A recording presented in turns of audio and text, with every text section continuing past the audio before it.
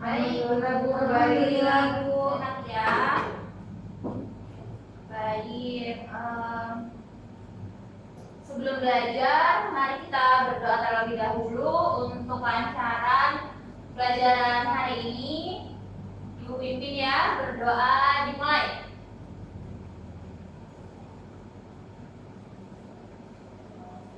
Berdoa dicukupkan. Baik, sebelum itu Ibu cek kehadiran terlebih dahulu ya. Wijayanti, hadir Bu. Meisi, hadir Bu. Dahlia, hadir. Patricia, hadir Bu. Alfianti, hadir Bu. Nggak hadir ya, izin atau Alfa?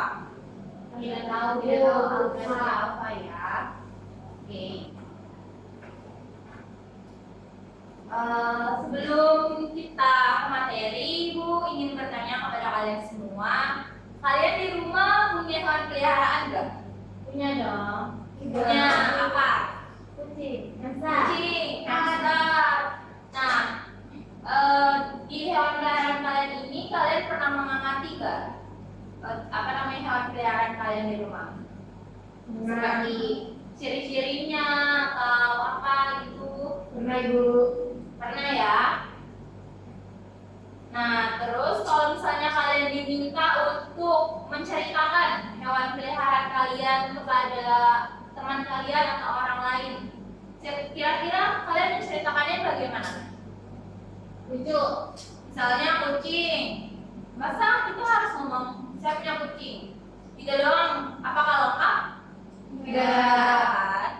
Bisa. Terus kalian bisa mendeskripsikan, misalnya kucing saya berwarna berbulu putih atau ada warna garis-garis hitam, terus mempunyai cakar ya, seperti itu. Nah, tanpa kalian sadari, kalian tuh sehari-hari di rumah juga sudah melakukan pengamatan, di mana itu dinamakan hasil observasi. Nah, itu materi kita hari ini ya. Ini dulu ya materinya. Nah, di sini kita akan belajar teks laporan hasil observasi.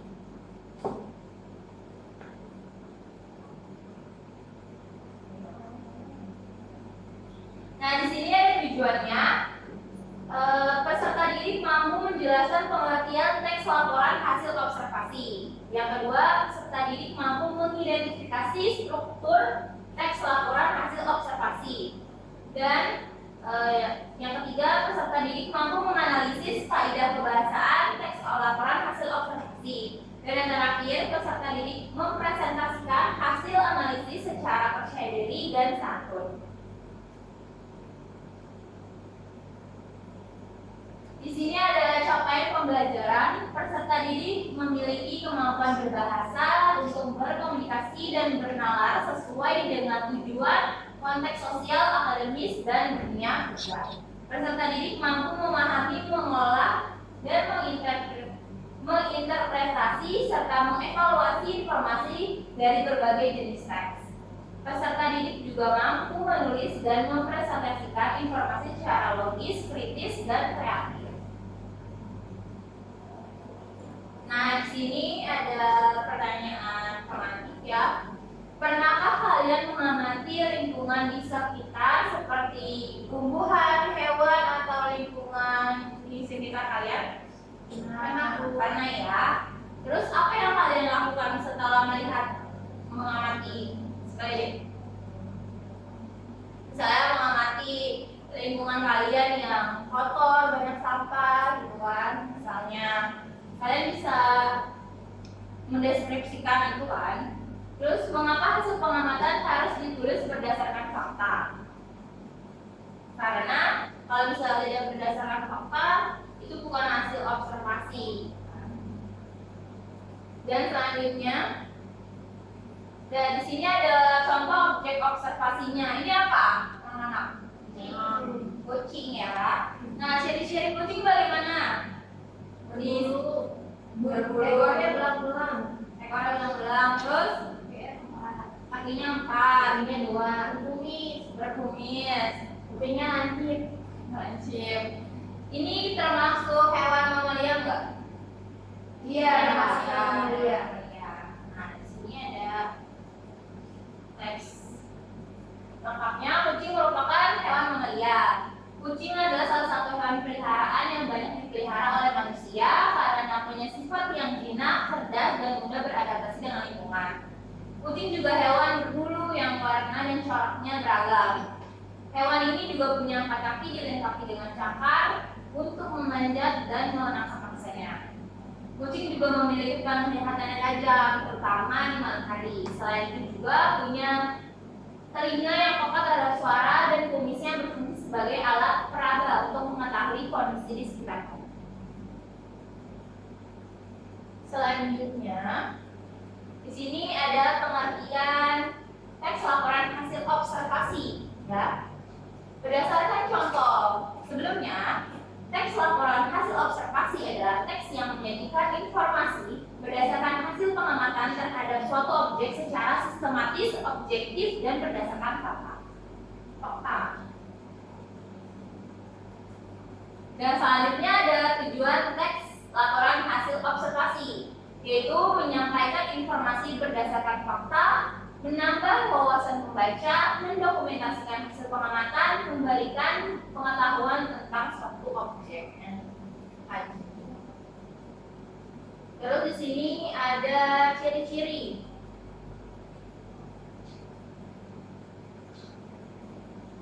Ya, di sini ada ciri-ciri. Yang pertama itu bersifat objektif. Nah, objektif di sini artinya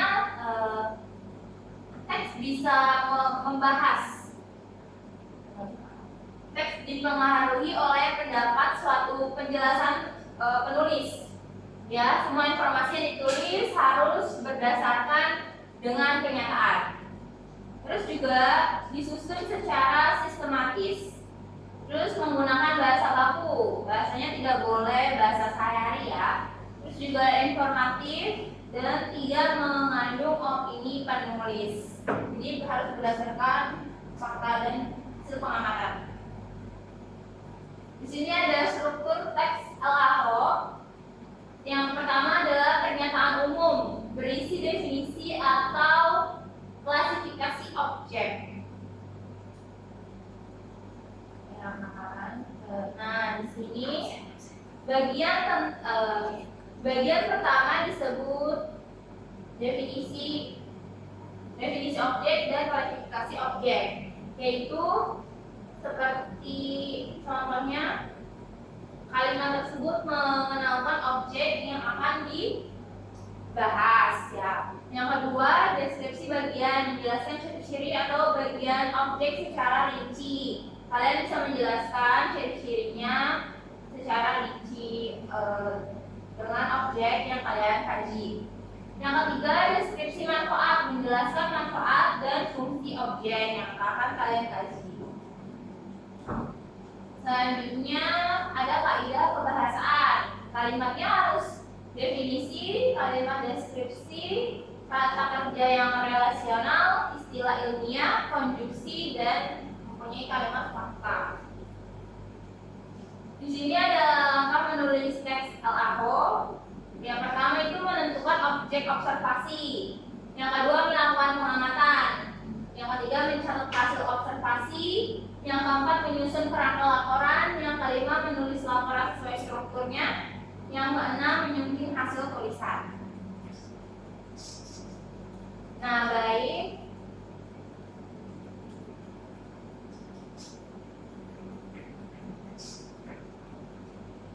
Nah, sekarang dari materi yang sudah Ibu paparkan tadi, sekarang Ibu ingin kalian latihan. Ya, di sini sudah ada 3 objek pengamatan. Yang pertama buah jeruk, yang kedua ada hewan panda, yang ketiga ada bunga mawar. Nah, Ibu ingin kalian ada 4 ya.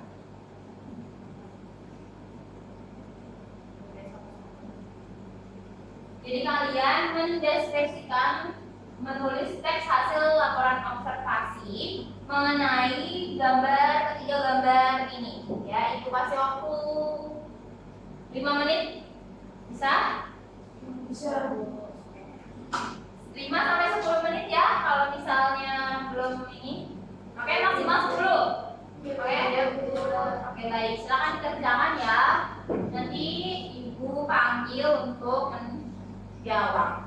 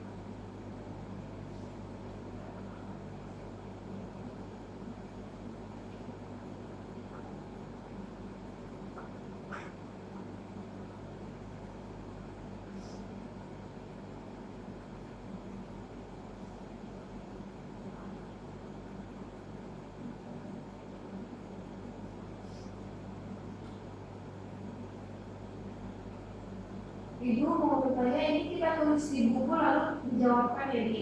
Ya, tulis dulu di buku atau di kertas. Nanti Ibu yang sudah bisa jawab duluan. Baik Ibu. Ya.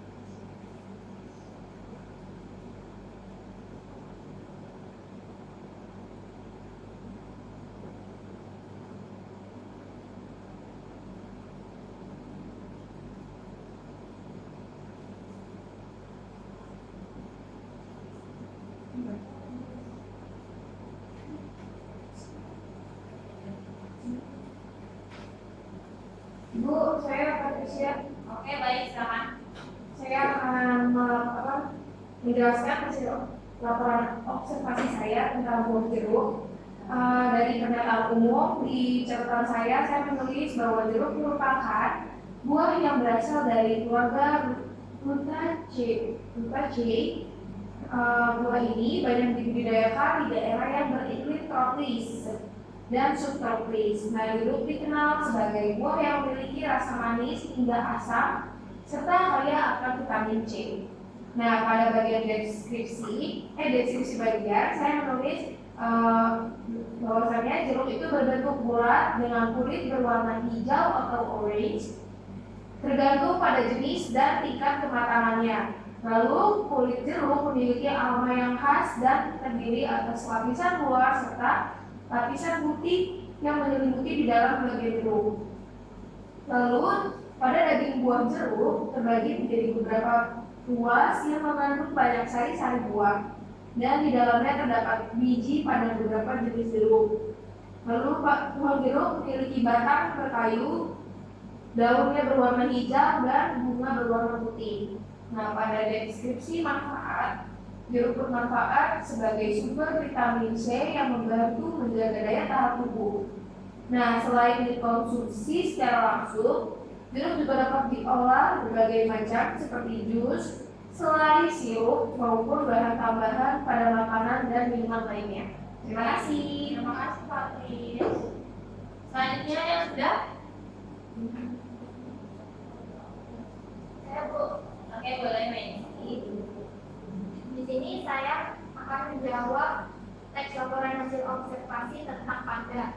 Jadi yang sudah saya jawab, pertanyaan umumnya itu, panda merupakan mamalia yang termasuk keluarga beruang atau Ursidae, yaitu hewan ini berasal dari hutan bambu di Tiongkok dan dikenal sebagai salah satu satwa yang dilindungi karena populasinya terbatas.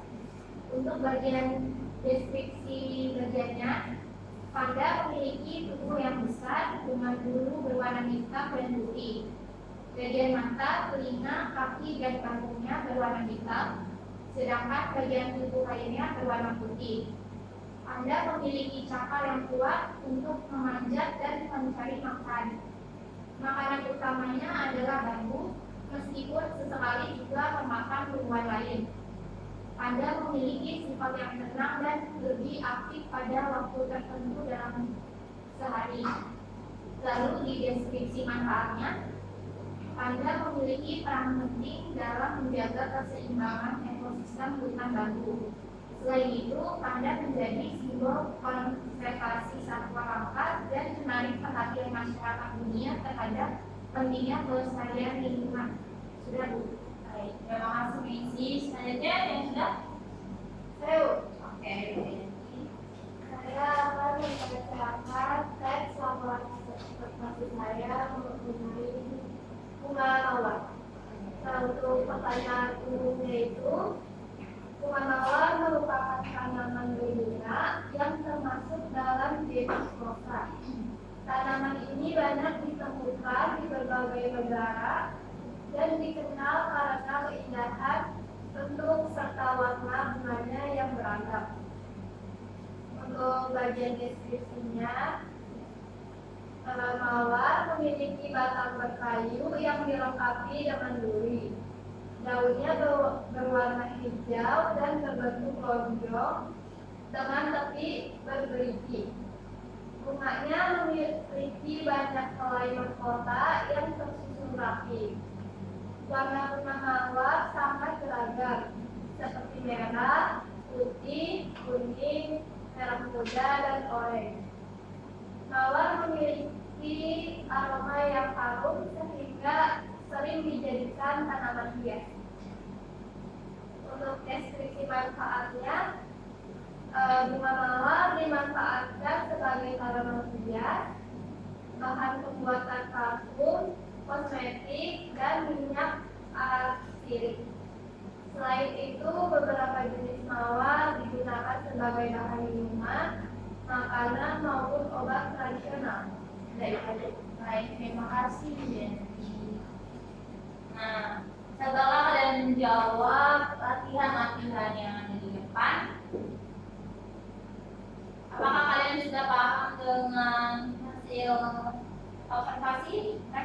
hasil observasi? Sudah Ibu. Ya.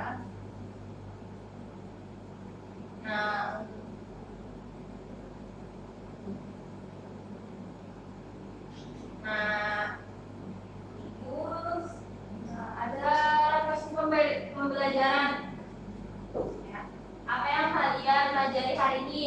Manfaatnya.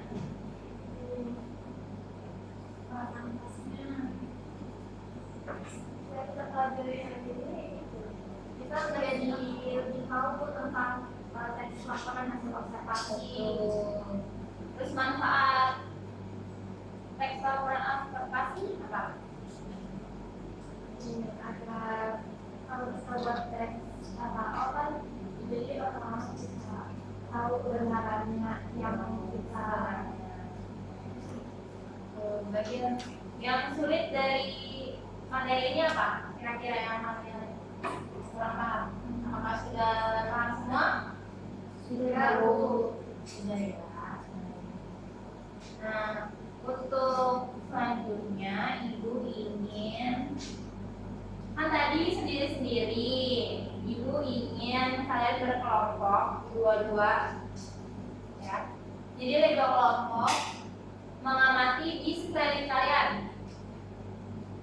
Oke, kalian bisa entah itu tumbler, entah itu apa di sekeliling kalian. Jadi satu kelompok nanti Ibu tanya ya, objek observasinya apa dan menulis teks laporan hasil observasinya. Oke, Ibu kasih waktu 10 menit, bisa? Oke, silakan. Ibu satu kelompoknya berapa orang? 2. Satu sampingan aja ya.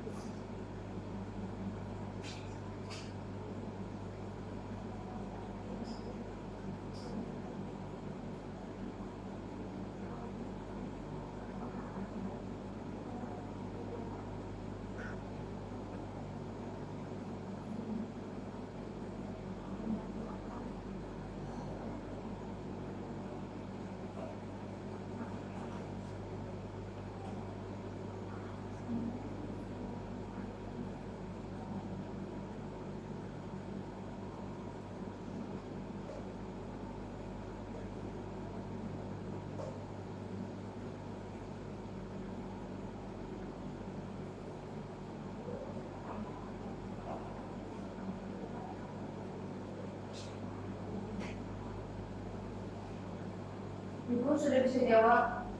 Boleh? Nah, kami dari kelompok 2 ingin memberikan atau memberitahu tentang hasil laporan observasi kali ini, yaitu tentang kipas angin yang ada dalam kelas ini. Boleh. Mulai dari pernyataan umumnya, kipas angin adalah alat elektronik yang berfungsi untuk menghasilkan hembusan angin sehingga udara di ruangan terasa lebih sejuk. Nah, kipas angin ini banyak digunakan di dalam rumah, sekolah, kantor maupun tempat umum lainnya karena mudah digunakan dan menghasilkan energi angin yang sejuk untuk ruangan tersebut. Lalu pada deskripsi bagiannya ada kipas angin terdiri dari beberapa bagian, yaitu baling-baling, dinamo atau motor listrik, pelindung baling-baling, badan kipas, tombol pengatur kecepatan, dan kabel listrik. Nah, baling-baling ini berputar karena digerakkan oleh motor atau dinamo sehingga menghasilkan aliran udara. Nah, sedangkan pelindung baling-baling ini berfungsi untuk menjaga keamanan pengguna